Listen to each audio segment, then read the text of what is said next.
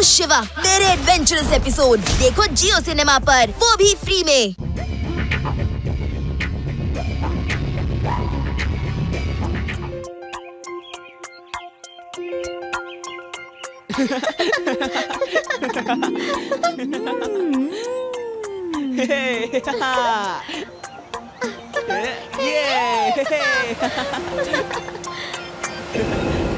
ಈ ಟ್ರಕ್ಗಳು ಜಂಗಲ್ ಒಳಗಡೆ ಏನಕ್ಕೆ ಹೋಗ್ತಿದಾವೆ?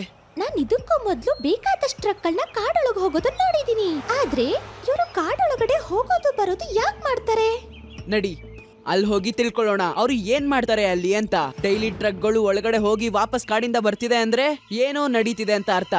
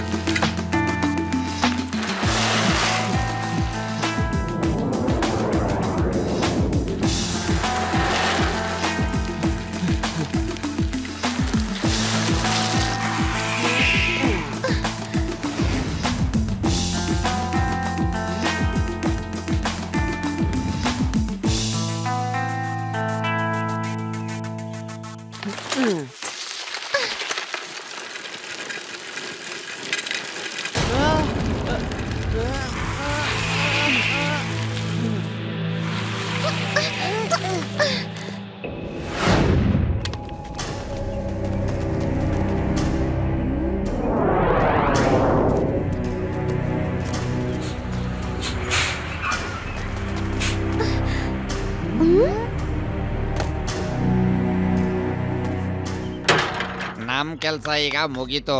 ಆದ್ರೆ ನೀನ್ ನನ್ಗೆ ಮೊದ್ಲು ಇದನ್ನ ಹೇಳು, ಬಾಸ್ ಇಲ್ಲಿ ಏನ್ ಪ್ಲಾನ್ ಮಾಡ್ಬೇಕಂತಿದ್ದಾರೆ? ಅಯ್ಯೋ ನಿನ್ ಗೊತ್ತಿಲ್ವಾ, ಬಾಸ್ ಇದರಿಂದ ಒಂದು ದೊಡ್ಡ ಜಂಗಲ್ ರೆಸಾರ್ಟ್ ಮಾಡ್ಬೇಕು ಅನ್ಕೊಂಡಿದ್ದಾರೆ. ಆದ್ರೆ ಇದು ಸರ್ಕಾರದ ಜಮೀನಲ್ವಾ, ಇಲ್ಲಿ ರೆಸಾರ್ಟ್ ಹೇಗ್ ಮಾಡಕ್ಕಾಗುತ್ತೆ? ಅದ್ರ ಪರ್ಮಿಷನ್ ಸಿಗೋದೇ ಇಲ್ಲ.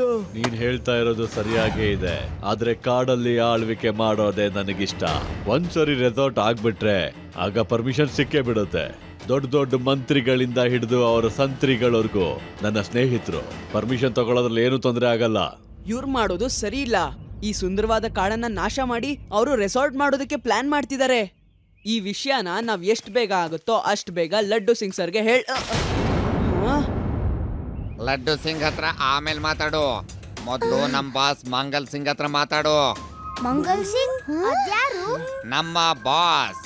ಈಗ ಬಾಯಿ ಮುಚ್ಕೊಂಡು ನನ್ ಜೊತೆ ನಡೀರಿ, ಇಲ್ಲ ಅಂದ್ರೆ ನನಗೆ ಸಿಟ್ಟು ಬಂದ್ರೆ ಭೂಮಿ ಸಿಡಿಯುತ್ತೆ, ಆಕಾಶ ಕೆಳಗ್ ಬೀಳುತ್ತೆ. ಹಾಗ್ಯಾಕ್ ನೋಡ್ತಾ ಇದ್ದೀರಾ? ನನ್ನನ್ನ ಸಾಧಾರಣ ಅಂತ ಅನ್ಕೋಬೇಡಿ. ನಡೀರಿ ಮುಂದೆ, ನಡೀರಿ.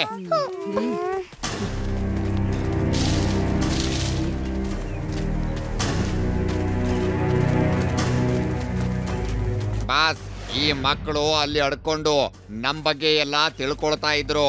ಶಭಾಷ್ ಮೆಣಸಿನ್ಕಾಯಿ, ನೀನ್ ತುಂಬಾ ಕೆಲ್ಸಕ್ಕೆ ಬರೋ ವ್ಯಕ್ತಿ.